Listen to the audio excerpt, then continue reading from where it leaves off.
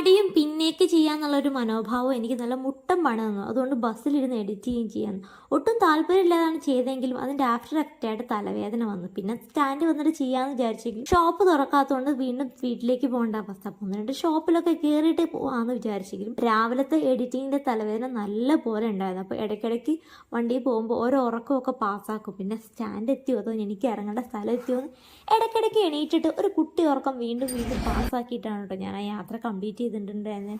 ഇനി ഒരിക്കലും ഇങ്ങനെ വണ്ടിയിൽ ഇരുന്ന് എഡിറ്റിങ് ചെയ്യൂല എന്നൊരു തീരുമാനവും ഞാൻ അപ്പം എടുത്ത്. എൻ്റെ സ്റ്റോപ്പിൻ്റെ തൊട്ടടുത്ത സ്റ്റോപ്പ്. അതുകൊണ്ട് ഞാൻ ഒന്നും കൂടെ അലേർട്ടായി.